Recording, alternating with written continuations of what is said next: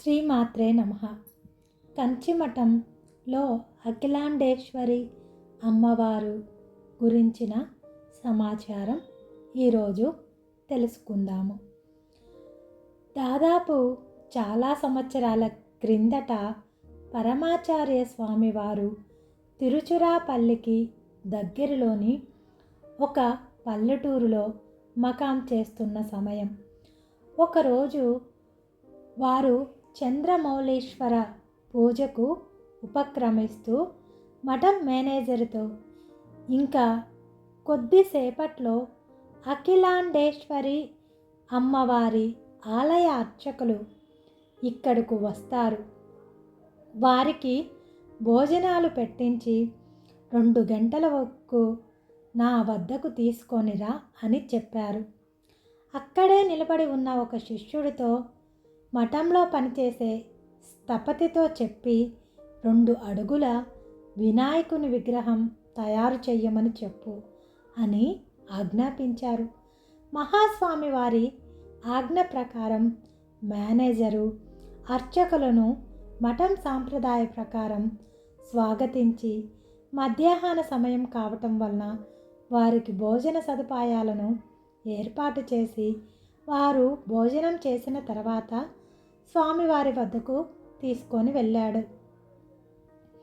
అప్పుడు పరమాచార్య స్వామివారు అందరినీ పేరు పేరున వారి బాగోగులు అడిగి తెలుసుకున్నారు.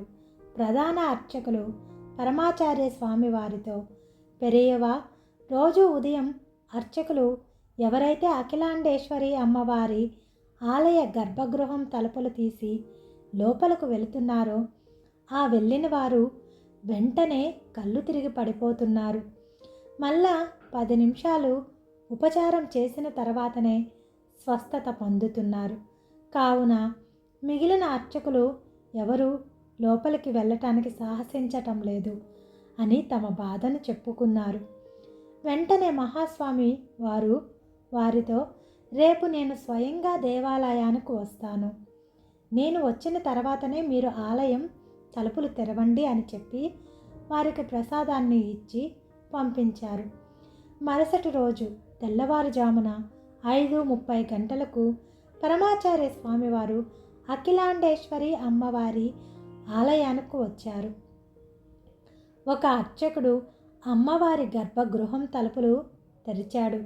వెంటనే కళ్ళు తిరిగి కింద పడిపోయాడు. 10 నిమిషాలు తర్వాత లేచి తమ పనులకు వెళ్ళిపోయాడు. అది చూసి మహాస్వామి వారు కొద్దిసేపు ధ్యానంలోకి వెళ్ళారు.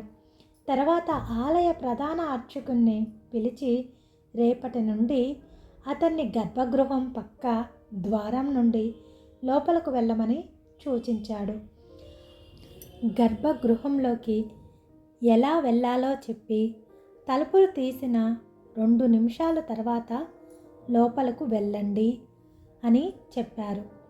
సాయంత్రం స్థపతి వినాయకుని విగ్రహం తీసుకొని పరమాచార్య స్వామివారి వద్దకు వచ్చారు.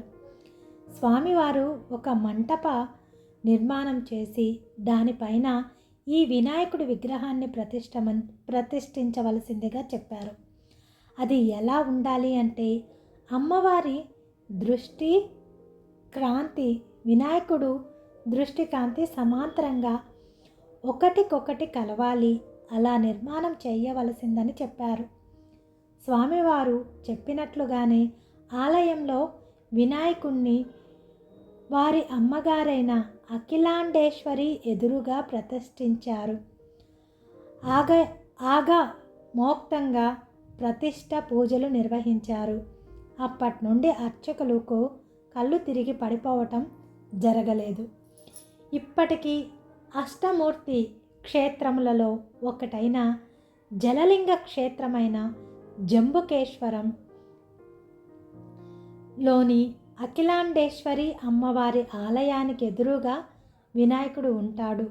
తల్లి తొలిచూపు తన తొలి బిడ్డడుపై ప్రసరించేటట్లుగా పరమాచార్య స్వామివారు సముఖుడై వినాయకుణ్ణి ప్రతిష్ఠ చేయించారు.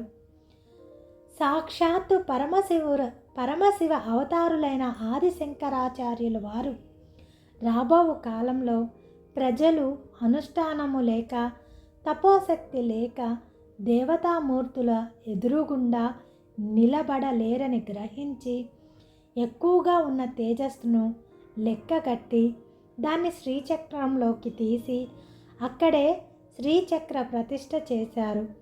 జంబుకేశ్వరం జలక్షేత్రం కావటం చేత అమ్మవారి సువర్ణ తాటంకాలలో శ్రీచక్రం వేసి అమ్మవారికి ధరింపచేశారు. ఇలా మన యొక్క శాస్త్రాన్ని చక్కగా గురువులు భద్రపరిచారు. గురువులకు నమస్కరిస్తూ ముగిస్తున్నాను. అపార కరుణా సింధుం జ్ఞానదాం శాంతరూపం శ్రీ చంద్రశేఖర గురు ప్రణామం ముదాన్వహం. శ్రీమాత్రే నమః.